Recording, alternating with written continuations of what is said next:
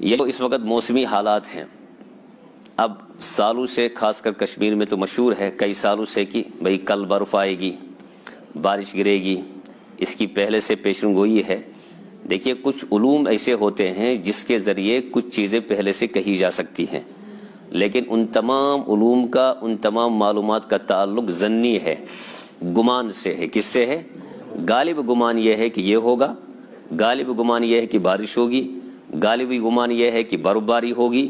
اور ہم نے کتنی دفعہ ایسا محسوس کیا کہ پیشن گوئی آج کی تاریخ کی تھی، پہلے ہی شروع ہوگی برف باری، پہلے ہی شروع ہوگی بارش، اور کبھی ایسا بھی ہوا کہ ہوا ہی نہیں.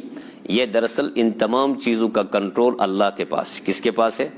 قرآن نے 5 چیزوں کا تذکرہ کیا ہے جس کو منسوب کیا اللہ کی طرف کہ اللہ ہی کے علم میں یہ تمام چیزیں ہیں. اس میں سے بارش بھی ہے. اس میں سے کیا ہے؟ ان اللہ عندہ علم الساعہ وینزل الغیث ویعلم ما فی الارحام وما تدری نفس ماذا تکسب غدا وما تدری نفس بأی ارض تموت. بہرحال کل کیا ہوگا، آج کیا ہوگا، کچھ گھنٹوں کے بعد کیا ہوگا، بارش کب ہوگی، برف کب ہوگی، اس کا حقیقی علم صرف کس کے پاس ہے؟ البتہ جو اس کے ماہر ہیں وہ اندازہ کر سکتے ہیں، ان کے پاس اس کے متعلق علم ظنی ہے. اور علم ظنی کا مطلب یہ ہوتا ہے کہ یہ غلط بھی ہو سکتا ہے. یہ اس کی خبر تو وہ دے دیں، لیکن آگے جا کر اللہ اس میں تبدیلی بھی، اس پر یقین رکھنا اس طرح کی ہونا ہی ہونا ہے. شریعت اس کی اجازت، یہ کہہ سکتے ہیں کہ یہ علم ہے، اس کا اعتبار ہوگا، لیکن اصل علم کس کے پاس ہے؟ ٹھیک. ما فی الارحام، قرآن نے کہا ماں کی پیٹ میں کیا ہے. آج کی تاریخ میں آپ کو فوراً پتہ چلتا ہے کہ ماں کی پیٹ میں لڑکی ہے، ماں کی پیٹ میں لڑکا ہے. یہ تو فوراً پتہ چلتا ہے، اور 4 مہینے کے بعد ہی پتہ چلتا ہے، اور اس سے پہلے مطلب اندازہ ہو جاتا ہے. مشینیں ایسی ہیں، آلات ایسی ہیں، ترقی ایسی ہے. اب سوال یہ ہے کہ قرآن میں جو کہا گیا کہ ما فی الارحام ہے، کہ اللہ ہی کے علم میں ہے کہ ماں کی عورت کے رحم میں کیا ہے. اللہ کے علم میں یہ سب چیزیں پہلے سے ہیں کہ ترقیاں ہوں گی، مشینیں ہوں گی، آلات ہوں گے ایسے کہ ماں کی پیٹ میں کیا لڑکا ہے لڑکی ہے اس کا پتہ تو چل جائے گا. یہ پہلے سے اللہ کے علم میں. اسی لیے اللہ نے من فی الارحام نہیں فرمایا، ما فی الارحام فرمایا.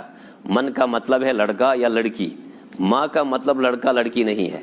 ماں کا مطلب یہ ہے کہ اس رحم میں جو چیز ہے، گوشت کا لوتھڑا، آگے جا کر جب اس میں روح آئے گی، یہ آگے لڑکا ہو یا لڑکی ہو، پیدا ہونے کے بعد یہ فاسق ہوگا، فاجر ہوگا، خراب کام کرے گا، صحیح کام کرے گا، اس کی حرکتیں کیا ہوں گی، اس کا انداز زندگی کا کیا ہوگا، وہ اللہ کے علم میں ہے. لڑکا لڑکی کا علم تو مشینوں کے ذریعے بھی پتہ، گویا کہ اللہ جو کہہ رہے ہیں وہ آپ اور ہم نہیں کہہ رہے ہیں، اور ہم جس کا پتہ کر رہے ہیں وہ اللہ نہیں کہہ رہے ہیں. اللہ کہہ رہے ہیں اس کا ذہن، اس کی زندگی کے گزارنے کا طریقہ، اللہ اس طرح اشارہ دے رہے ہیں. دوسری بات یہ ہے کہ عام طور پر مشینوں کے ذریعے کب پتہ چلتا ہے؟